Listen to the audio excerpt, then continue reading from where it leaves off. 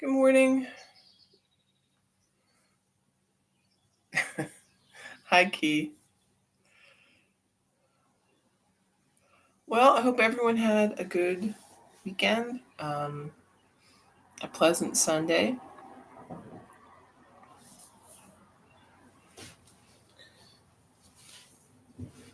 Looks like we're back with the cooler weather for a little bit, which is, what are you going to do? Spring, I guess.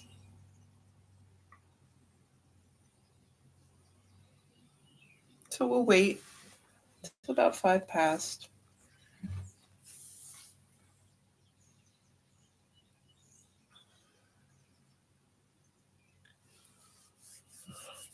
So when I came in the yoga room today, there was a wasp that had come from who knows where. Um,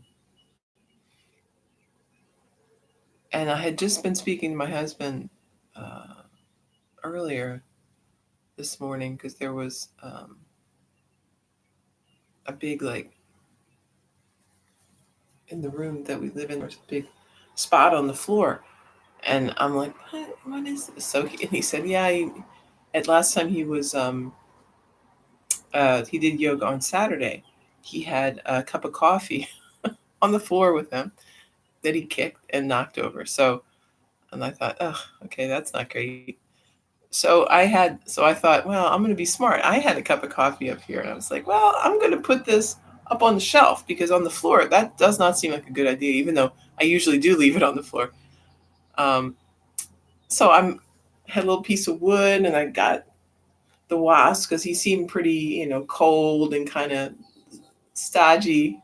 So I let him get on the wood, and I opened the screen and stuck him out there, and hit the cup of coffee with my stick. And it fell over the floor. So yoga and coffee could be a hazardous combination. So now I just have water, but that's fine. Um,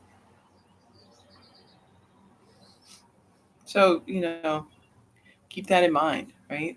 Sometimes we get ideas, right? We have more information about something, and we think, oh, okay, well now I know what to do, and then something different happens, and everything falls apart. So yeah. I'm going to keep my coffee on the floor where it's been safe so far.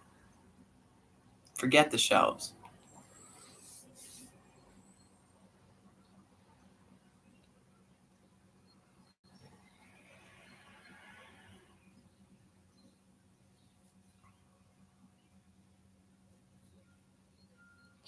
All right, well, we can probably get started.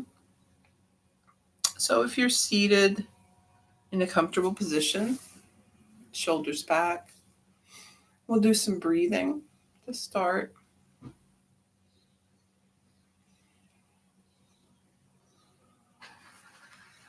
In through the nose, back out through the nose.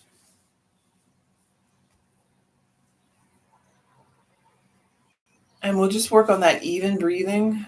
So we are breathing about as long on your inhales as your exhales. And you might go for like a count of four. Four. It's kind of a good place to start.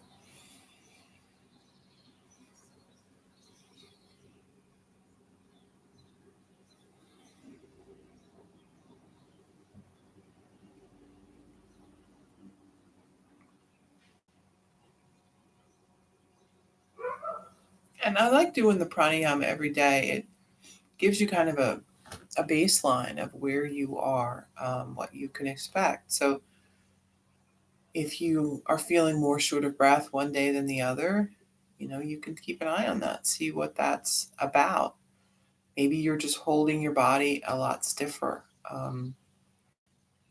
Maybe you're congested. Um, Lots of things. But that breath is something that we take for granted. We don't really pay attention to, but we should. It's a very early indicator, sometimes, of issues going on. Um, So changes in the breath are always something to be aware of. More people saying good morning. Judy, hello, and Sue, and Carrie, and Deb. Yeah, that's a good thing. You can always come late to this, and who will know? No one. There's a there is a little count up in the window, but I mean, I don't know. I never know who comes and goes, so that's fine. Um, yeah, it never bothered me when people came late to class. Although I had some really late people. I remember people coming in like 10 minutes left in class, 15 minutes. I thought, well, I mean, I guess it's better than nothing, but you know, but I've been in that position myself where I really wanted to go to a class.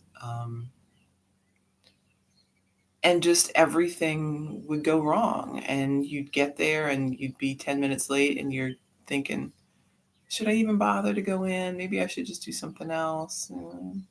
And that's the moment, right? You have to know that it really isn't so bad to go in late. And I have had teachers that are very um, picky about that. They will lock the door. They will not let anyone in. And that's fine. Some people feel very strongly about that. Personally, I don't really. It doesn't bother me. I mean, um, yoga is. I mean, what we're doing is serious. I mean, we're trying to work hard at it, but it isn't serious. It's just a bunch of people in a room moving around. So, if you can't handle the distraction of a new person walking in late, maybe you better work on that. I don't know. Um, so we're going to talk about ahimsa. So while we're doing some breathing, um, I'm going to talk about the first of the yamas and the niyamas. So the yamas are um, ways in which we interact with other people, and niyamas are essentially ways that we interact with ourselves. Um, the first yama, and the most important yama, I would say, if you're going to give them some value, is ahimsa, which is non harming. So that's kind of the umbrella under which all of these other things rest. If you were to only practice one, that would be it, right? Because if you are non harming, all of the other things sort of fall under that, under the wing of that. Um, the others are really just being more specific about how to not harm, right? Um, so non harming is a big idea. Um, and there's a lot of, you hear a lot of different interpretations of it. People say, well, it's nonviolence, it's not killing things, it's not murder, it's a bunch of different things. But the most um, inclusive and best translation I've heard for it is non harming, because himsa literally means harm. And when you put an A in front of things in Sanskrit, it means the reverse, right? The opposite. So the opposite of harming is ahimsa. Um, it means everybody. It means you. It means the people around you. Um, it can be interpreted again in many ways. Some people use ahimsa as a way to sort of justify or let's say justify, but that's the basis of their belief in vegetarian or vegan lifestyle. That anytime we're interacting with animals or whatever, we're hurting them. That's a pretty narrow view of it. There are lots of people, Buddhists even around the world, who eat meat. It's not required, and I think sometimes it puts people off, thinking, "Oh my God, I can never practice this as long as I want to eat a cheeseburger." That is not true. I don't believe that's true anyway. Harming is causing pain. It is causing distress. There are certainly ways and to get some meat that is ethically produced, raised by people who are taking care of the animals, and it is harvested in a responsible way. Um, there are places in the world where that's all they had to eat. There really isn't a lot in the way of agriculture. So um, it's up to you what you want to make of that. But again, remember that all of these things do have consequences, and if we choose to engage in a practice or support a practice that's causing harm, um, that is on us, right? We are bearing some responsibility for that. So think about it. Ahimsa. Um, that's the one thing people often think about with ahimsa, right? Oh, I can't eat meat. You can, but you need to be responsible about it. Also, interactions with other people, right? It's not as simple as don't, punch people in the face. I mean, don't punch people in the face, but there's a lot of harm that can happen that doesn't have anything to do with physical violence. The way we speak to others, the thoughts that we hold about other people. We talk a lot in yoga about how our thoughts become reality. So if you walk around with a big smile on your face and treat everyone very kindly when you're with them, but then turn around and have nothing but terrible things to say behind their back, hold a lot of negative thoughts about people. Um, these are all harm causing, and not just to that person, but to yourself. Um, we develop habits as we act, so as we are, right? So we can say we aren't some way, we can say we are this type of person, but if our actions don't support that, um, then we really aren't that type of person. And we will be what we think, what we carry with us.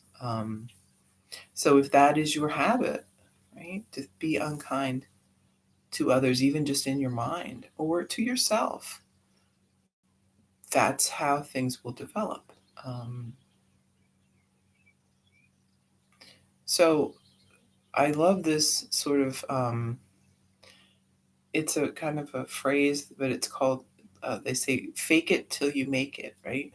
Which sounds kind of silly and kind of,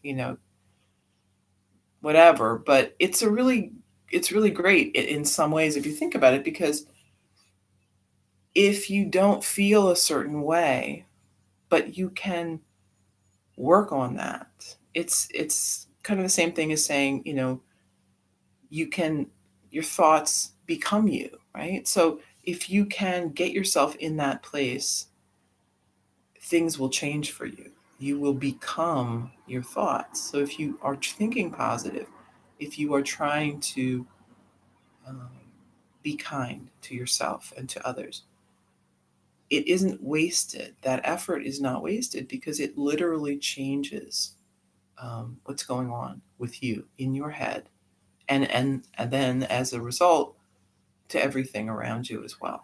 Um, so you can't necessarily. I like to say that you can't change the world, but you can change your world, which is the same thing. I mean, your world is your sphere of influence and what comes into you and what goes out. That can be changed anytime. Um, that's up to you. So worry less about the world and more about your world. Um, and ahimsa is the cornerstone and the beginning. So think about what you can do to be kind today to yourself, to people around you, and see where that gets you. If it goes well, do it tomorrow, and the day after that, and the day after that, and forever. All right, I'm gonna move back, and we'll start warming up.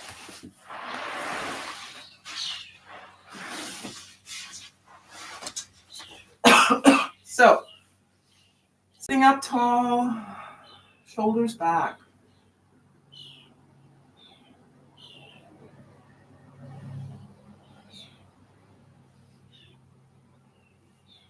One more breath, and then chin down toward the chest. We're going to start moving head around. Make a big circle.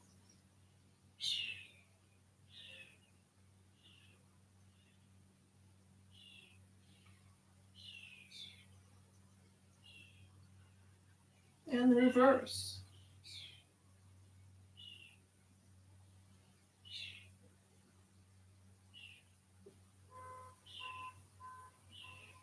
Back to center. Lean forward, and then moving around.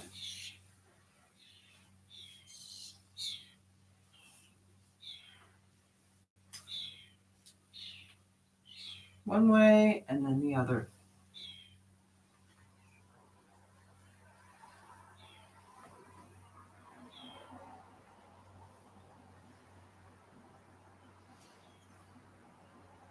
And back up to your seat, arms wide. Deep breath in, and exhale, hands together. Inhale wide, and exhale. Inhale, and exhale. One more. Inhale, and exhale. Interlace the fingers. Lift the arms, gaze up, and then arms down by your side. Inhale, lift, and lower. Lift your arms, and lower. Let's lift the shoulders and roll back.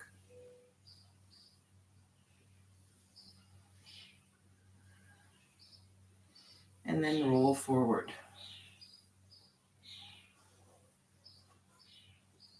Left hand on right knee, right arm behind, sit up tall, twist. Back to center, switch sides.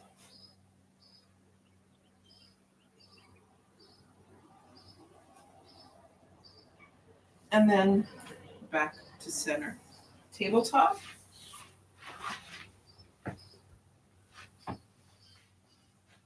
Sitting back on the heels. Child's pose. So Ahimsa, a great way to practice that is in your practice, right? So that idea that we make adjustments based on our needs is very much Ahimsa, right? We're not trying to do harm. We're not thinking, right? No pain, no gain. That is not yoga. Yoga is no pain, no pain. If you're in the place where things are really, really hurting, that's too far. If you are suffering the next day, that's too much.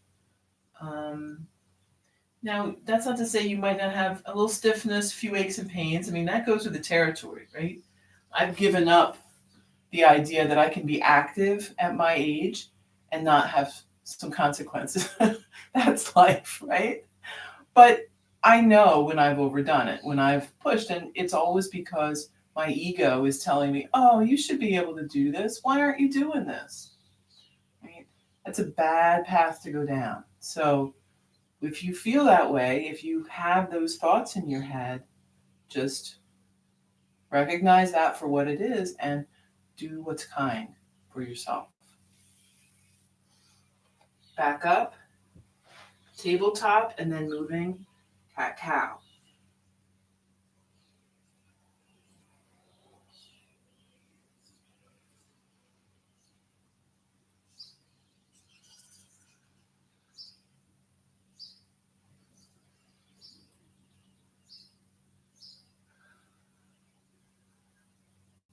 And then sitting back again.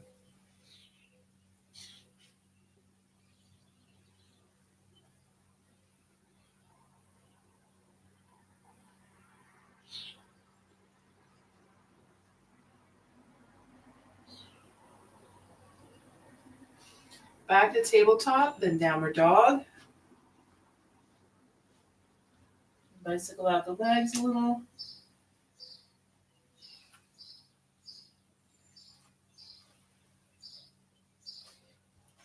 And then we're walking the feet up to the hands. We can fold a little bit.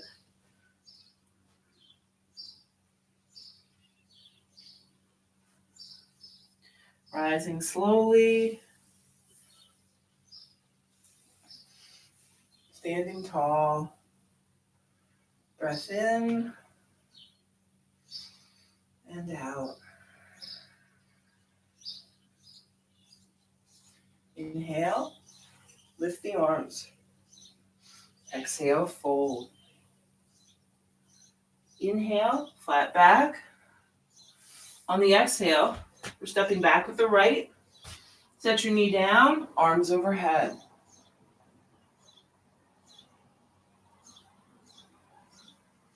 Hands to the mat, moving back. Downward dog.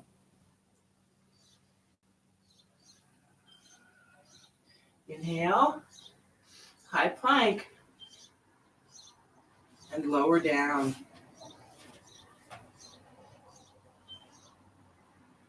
Inhale, upward dog, and lower. Well, not all upward dog, right? Half upward dog. Inhale, head and chest.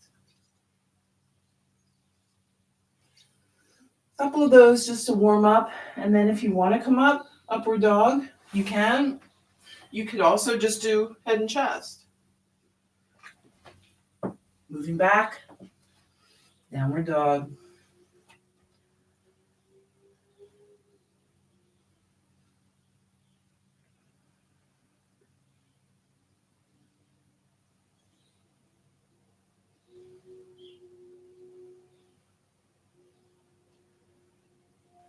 One more breath. And then right foot steps up. We'll set the left knee down. Arms overhead.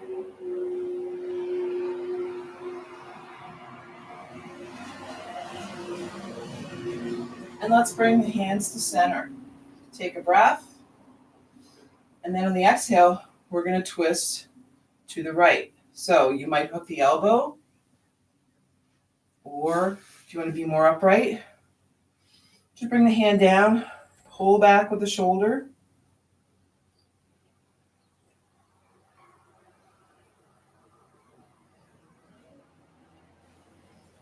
Back to center. And then we're going to bring the right hand down.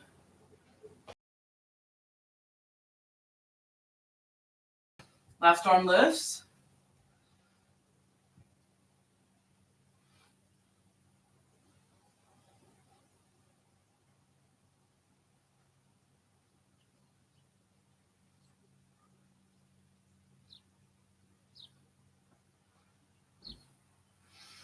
Both hands down to the mat, and we can walk the hands out a little.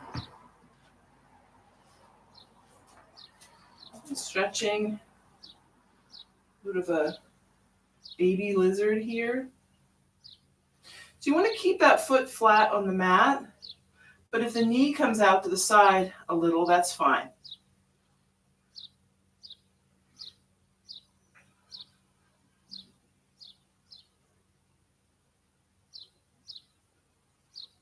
And again, this is, as much or as little as you want.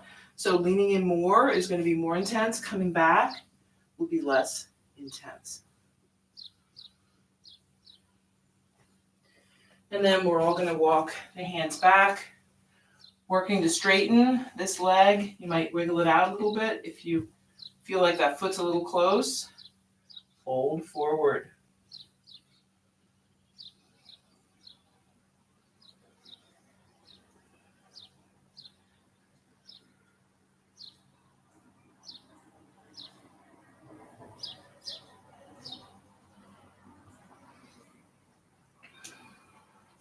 And then we're going to set the foot back down, and you might have to wiggle it again because then it went out a little too far, right? And then we're going to bend the knees, hands by the foot, flip the back toe, and we're going to step up. Fold forward. Inhale, flat back. Exhale, fold. Inhale, lift the arms.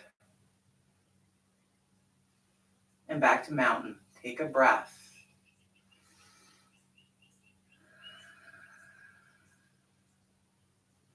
Inhale, lift. Exhale, fold. Inhale, flat back.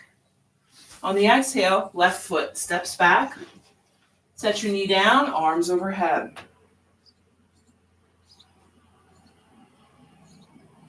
Hands to the mat, stepping back, downward dog. Inhale, come on forward to high plank. And lower down.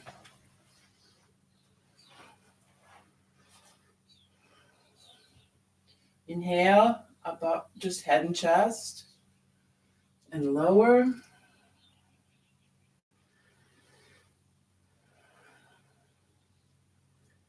Inhale, lifting. And lower.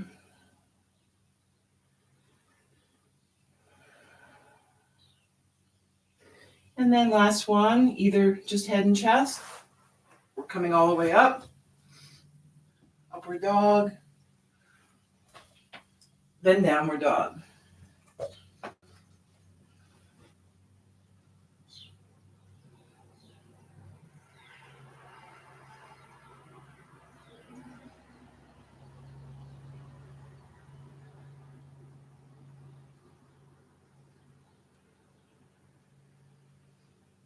One more breath.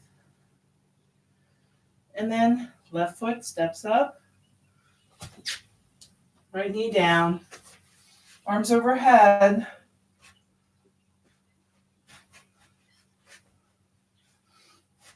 And then hands to center. Take a breath. And moving to the left. Hooking the elbow or just pressing against the knee to turn.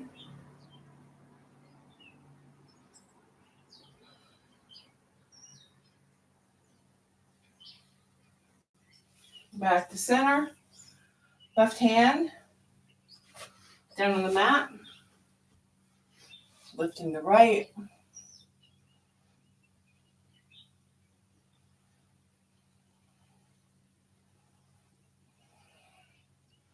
And then both hands down. We're going to walk out a little.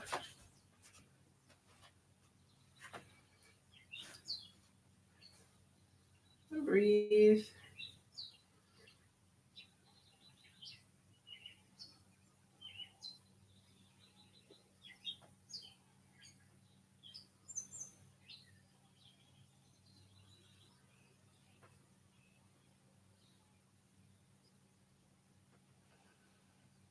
Walk the hands back.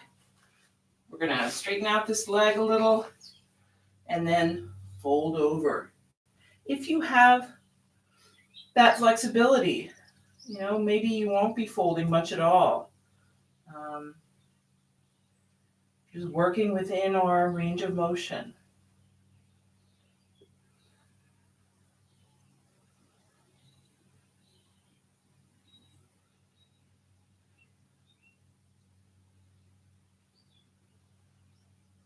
And then set the foot down again. Bring the hands by the foot, flip the back toe, and step up. Fold forward. Inhale, flat back. Exhale, fold. Inhale, lift. And hands back to mountain. Take a breath. In and out.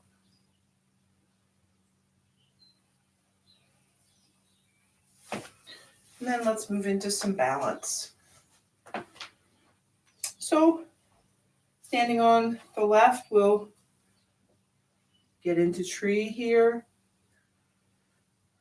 Nice and upright, shoulders back. The right knee rotates out to the side. Hands might stay to center. If you do feel steady, you could extend the arms. Find that focus, that center. Right? With all the balance, we want that centering.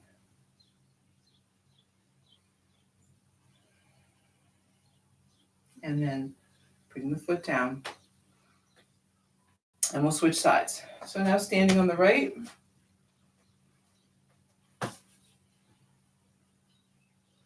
Steady here. Shoulders back, nice and upright. Find that peace. Right? Use that strength in the standing leg to keep you in the pose.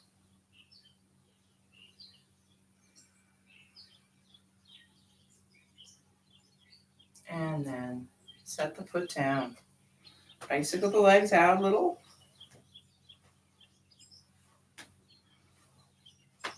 And then we're going to step out into Warrior 3. So a little space in front of you. Hands to center. Take a breath. Stepping out left. We're going to shift the weight over onto the left side and start lifting up the right leg.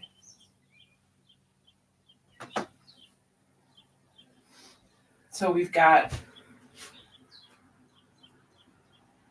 maybe a little bend in the standing leg. Hands might stay at center, or you could bring them out. Airplane arms. But wherever you are, find that place where you start getting a little unstable and then come back a little bit from there. So we want to find the most stable part of this pose. And then set your foot down. Working on the other side. This time, stepping out right. And then leaning forward as we're lifting up the back leg. Steady here. And if you don't feel very steady, set the foot down again, right? Try again. Maybe you just lift up a little ways today. It's okay.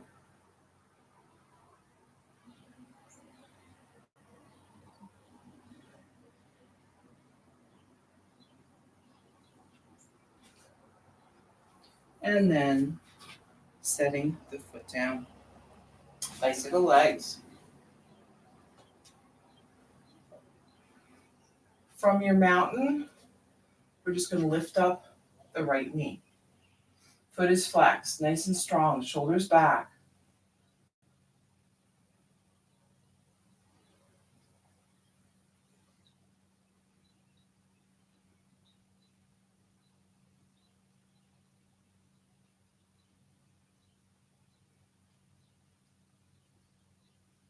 Set your foot down and switch.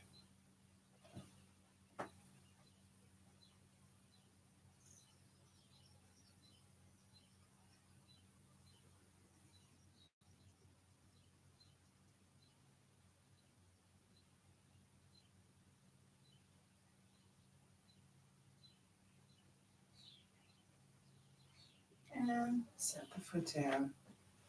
Bicycle legs. And let's bring the arms up overhead. Interlace the fingers, flip the palms. Maybe lean back a little.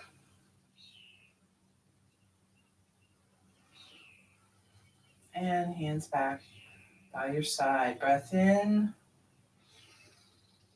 and out.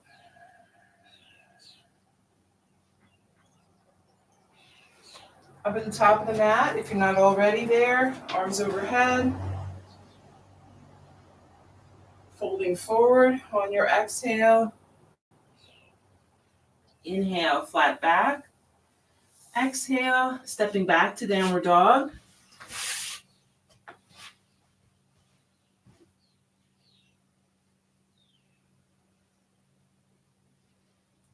On an inhale, coming forward to high plank and lowering down.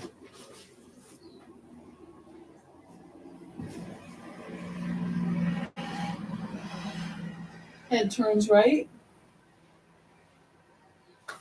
Arms could be by your side. Toes in, heels out.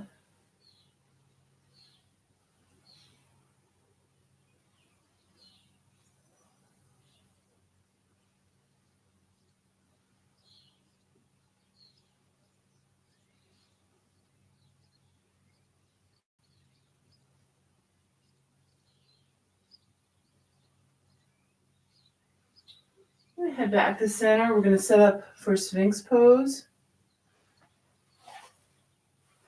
So coming up on the elbows. We got them right next to the body, directly under the shoulders.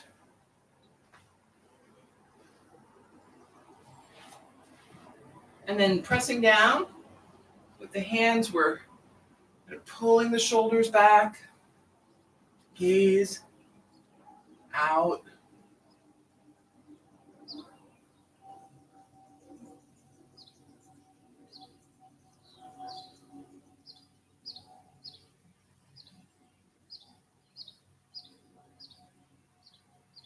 And then lower down.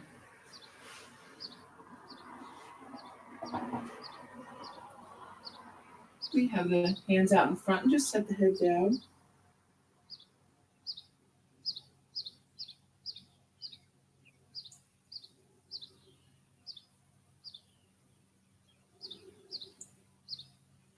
And then turning the head to the left, arms by your side.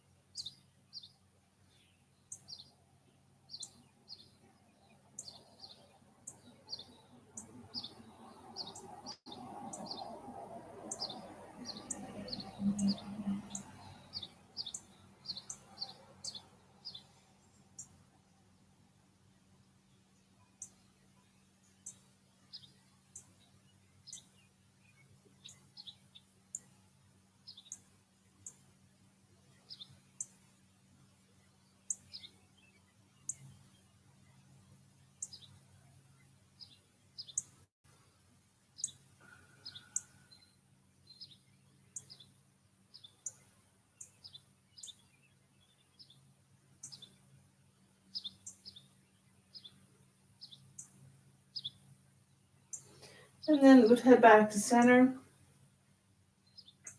We're going to give upward dog a go here. So hands by your side, lifting up.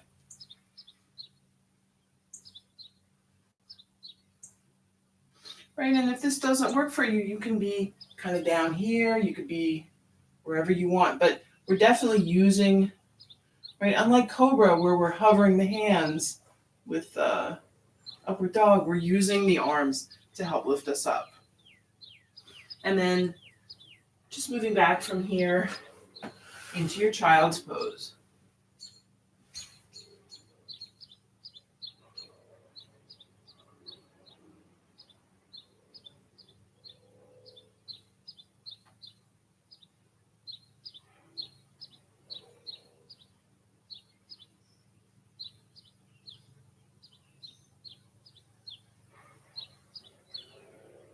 And then back up, downward dog.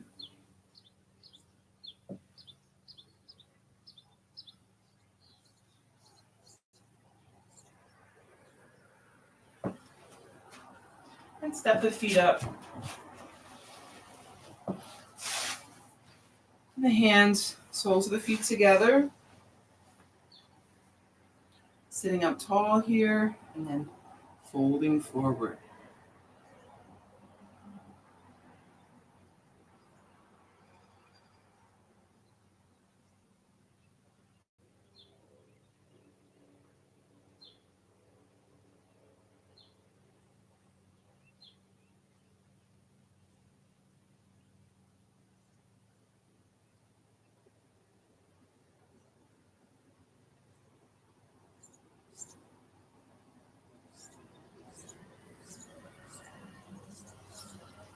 Coming back up. Bring the legs wide.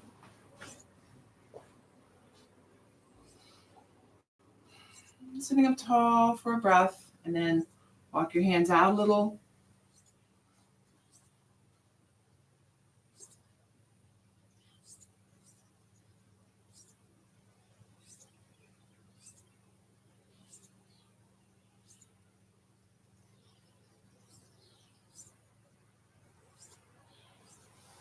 Coming back up. Feet a little closer here. We're going to bring the right foot in by the thigh. Right knee is bent, sitting up tall. Turn the torso so we're facing over the left leg. Inhale, lifting the arms. Exhale, folding forward.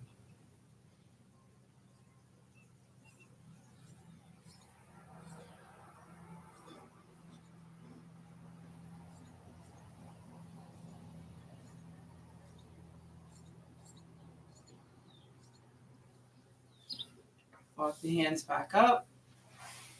Switch sides. Same thing, turning to face the leg. Breath in and out.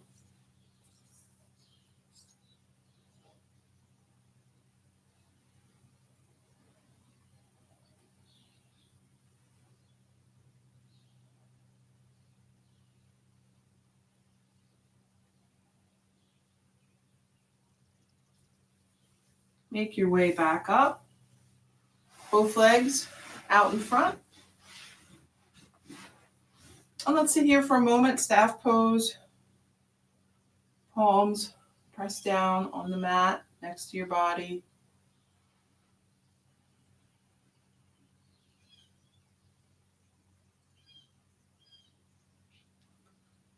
We'll pull the feet back and then point them forward. Flexing the feet.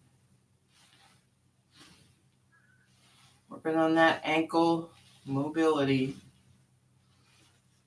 And then arms up overhead. Deep breath. Fold forward.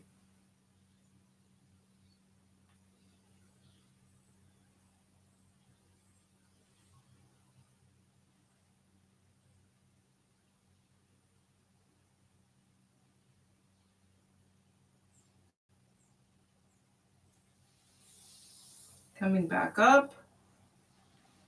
Bend the knees. Soles of the feet to the mat. Make sure you've got some room behind you. And then rocking back or lowering down, whatever is in your practice today. And then take a few moments to get comfortable here. So our practice is always changing. And even from the beginning of your practice for a day, you may adjust. Right? That's good. That is practicing Ahimsa. It is noticing what's happening and making changes to accommodate that.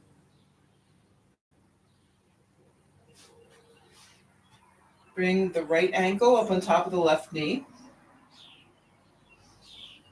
Maybe you stay here, or maybe you bring that thigh in towards the chest and breathe.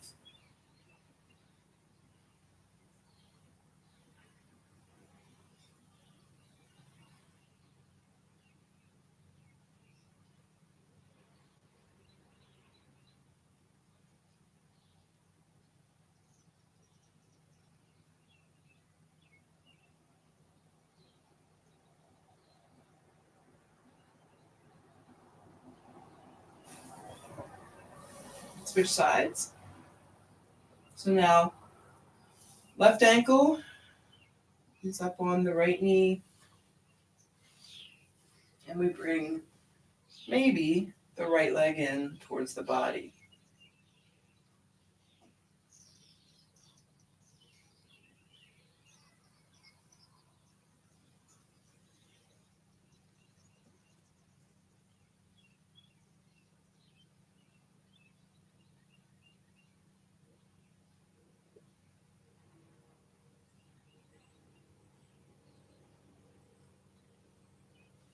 And then both legs down on the mat. We're going to hug that right knee in. Left leg extends long. Take a few breaths.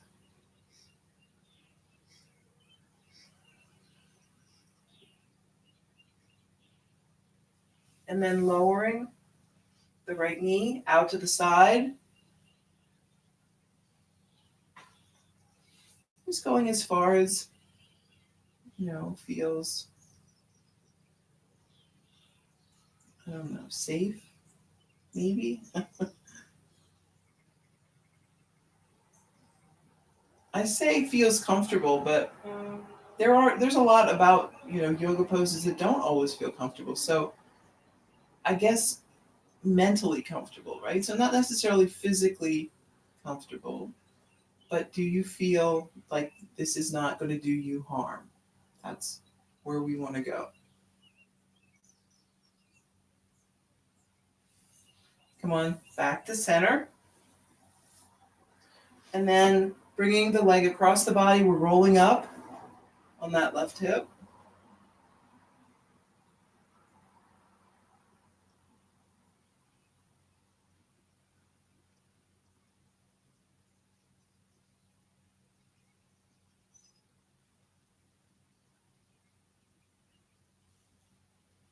And back to center. Switch sides.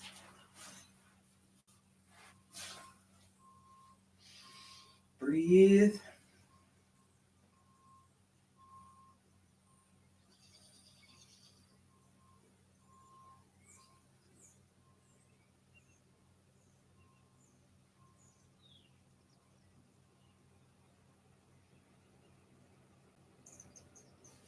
Then lowering it out to the side.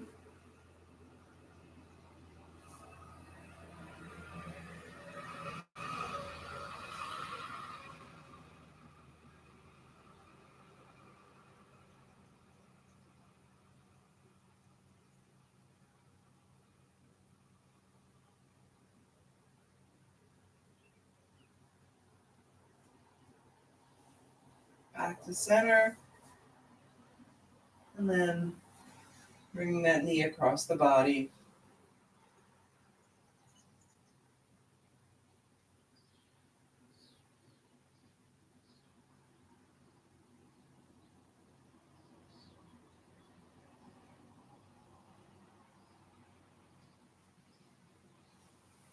Back to center. Extend both legs long.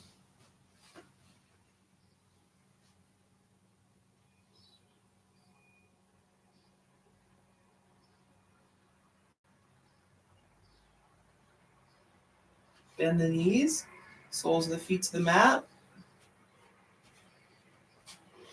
We're going to walk them in. The heels are as close to the body as we can get.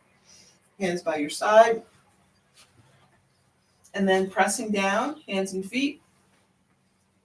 Interlacing fingers if you want. And lifting.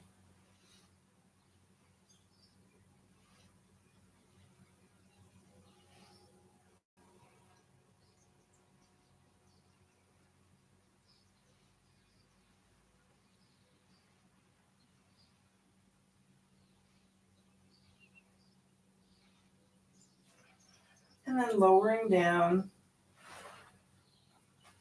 Let's bring the soles of the feet together, knees apart. Maybe bring the hands up over the head.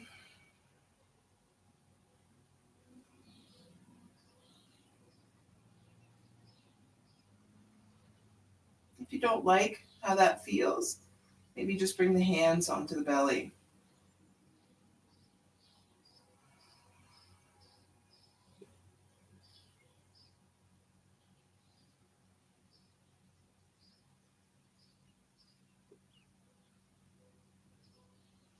I've got a shoulder and a hip that act up periodically. So sometimes I really like, the arms up over the head, but there are other times that it's not happening. So, feel free to pick and choose. Some days things will feel good. Some days you'll know it's just not the thing for you.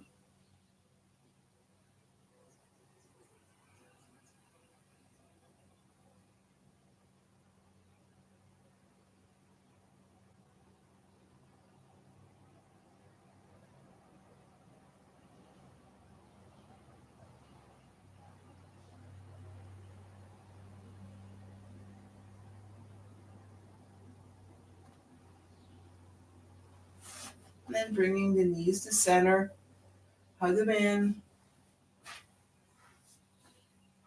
rock side to side.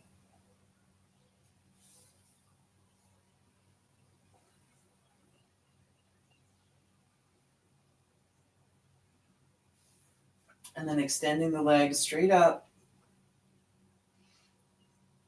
Palms are by your side.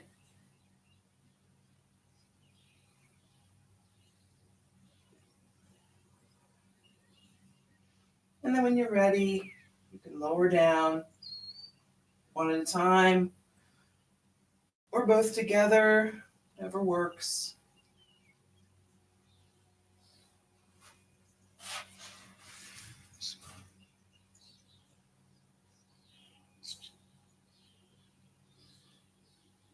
And just find a good place to be for Shavasana.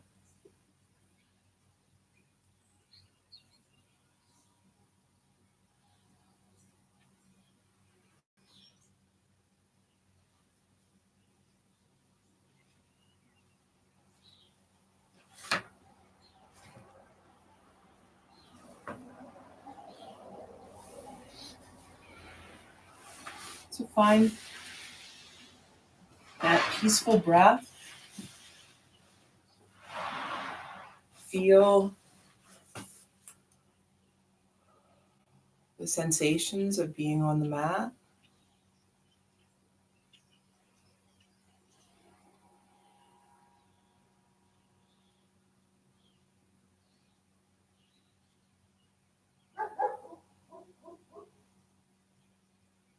So, Ahimsa, sometimes the hardest part of that for us is remembering that it is for us.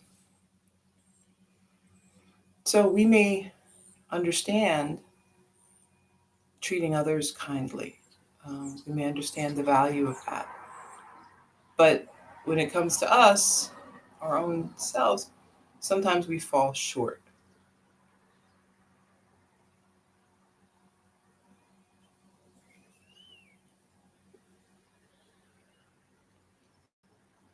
But like everything, it all begins with you. If you can't treat yourself kindly, how can you do that for others? Um, Begin with yourself.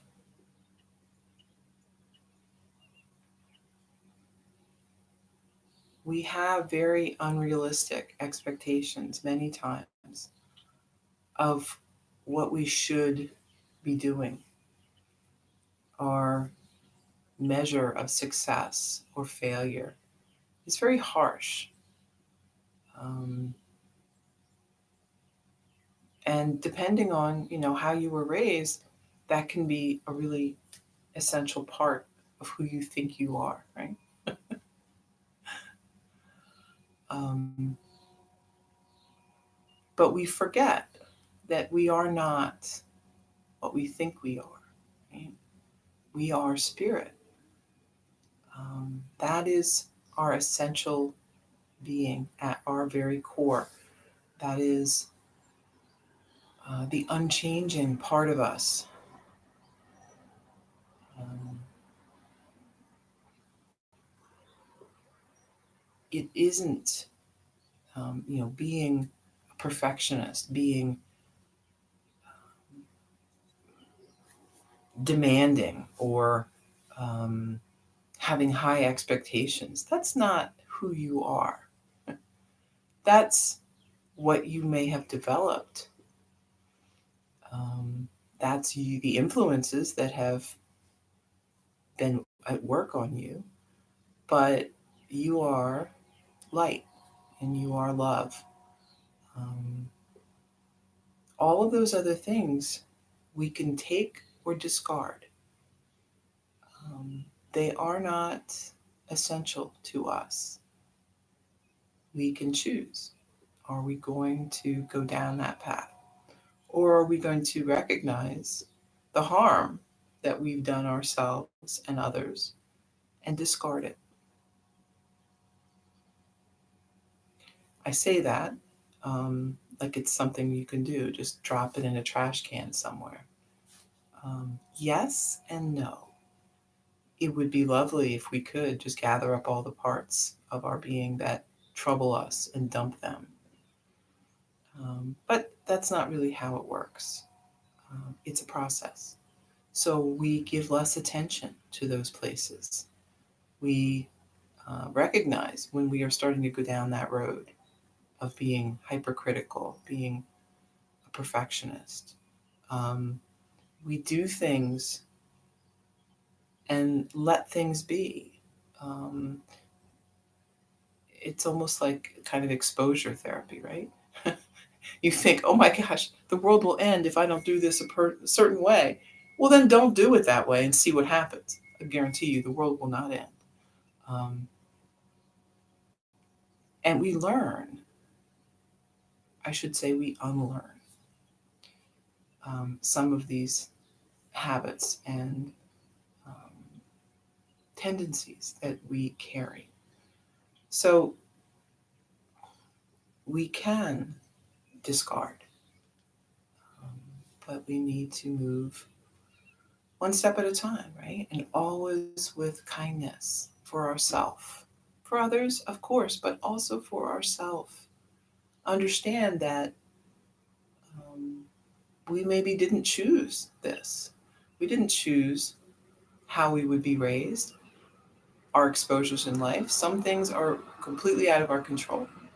So if you are dissatisfied with how things are, how you are, it's not anyone's fault. It's not something like, oh my gosh, I'm going to blame you for that. It's not that. And there's no reason to look at it that way. It is what it is. And we can choose to continue or we can change. That's it. If it's not working for you, start making some changes, one step at a time. What I love about the yamas and niyamas is they're so practical.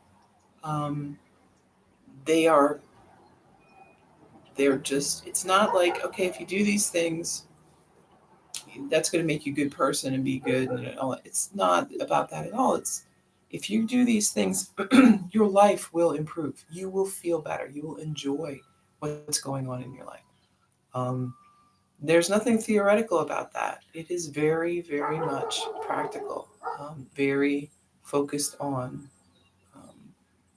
the end result, which is this sense of peace and happiness and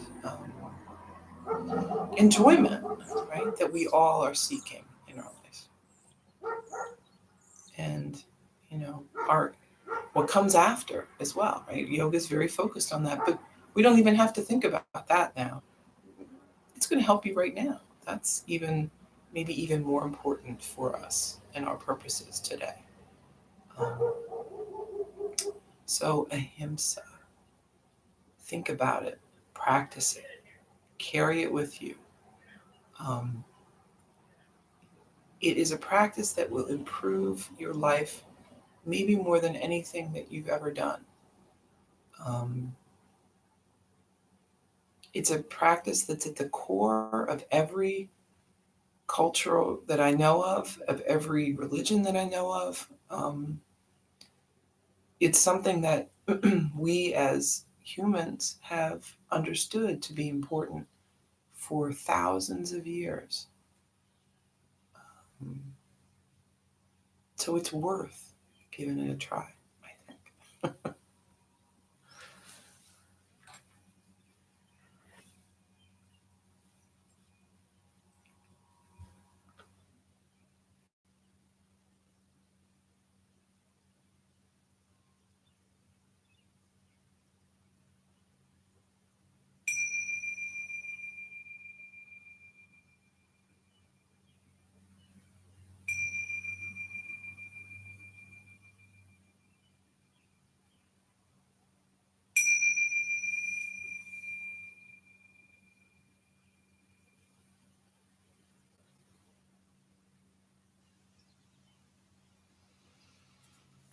So when you're ready, then moving a little, fingers and toes, hands and feet, and making your way up to a seat.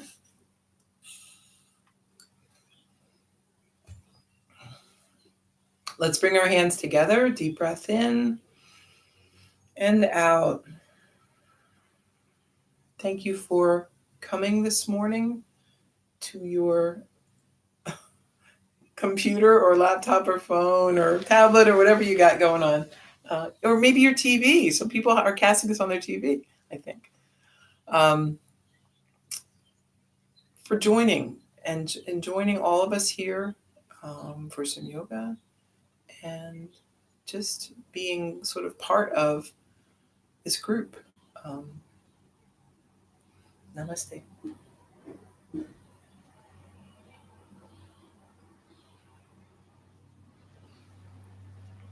Thank you. Um, so I was thinking, as I was talking about Ahimsa, how this process of putting these classes together was very, again, sort of a practice in that for me.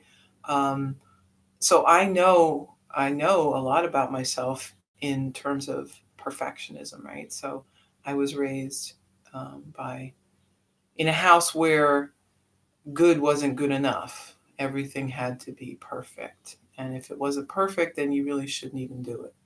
Um, it was very difficult and very difficult to discard that as I grew. Um, First, difficult to even understand why that was damaging. But as I grew and tried to do things on my own, I realized how hard that was for me and for everyone around me. Um, so I changed a bit, but it's still there, right? I feel it. It's still there. So when I was trying to put these together, my husband was like, "Well, just do some videos and put them up. Why don't you just put some videos up?" And I'm like, "No, I have to do it this certain way."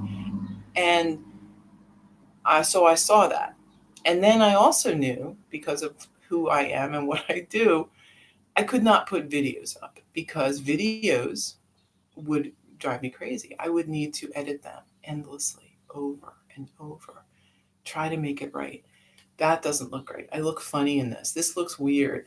Ugh, my body looks terrible. How am I, why is the lighting, it would be a disaster and I never would have done it. So I realized that doing this live was the only way I could do it and be done with it. Um, and it's working fine. I enjoy it. I don't, I'm not obsessing about it. And I hope that you guys are enjoying it as well. So um, be kind to yourself. Um, Notice what your habits are. We all have them, right? We've all grown up in certain ways with certain things, good things, and things that aren't so good. Um, it's okay to admit that. It's okay to understand that about yourself and to work on changing it. It's a process. I'm never going to not have that feeling. I know that. Um, but I can make it less and I can understand, right?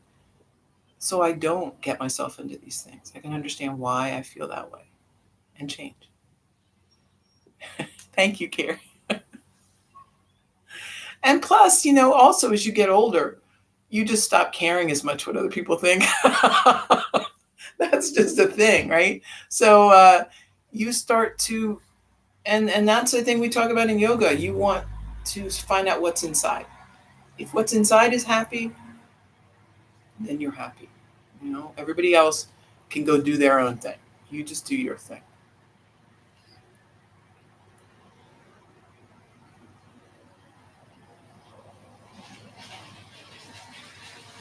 Oh, hi, Judy.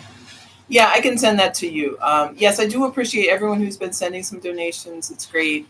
Um, I can let you know how to do that. You can send a check or Venmo or do whatever you want. And just be kind and have a good day. And I've run, you do, yeah, really, you do you. Don't, you can't do anything but that. If you're trying to do something else, you're going to be someone else. So I don't want that because I love all of you just the way you are. So don't change, except be kinder to yourself. All right. Well, I'll be back here tomorrow and I'll see you then.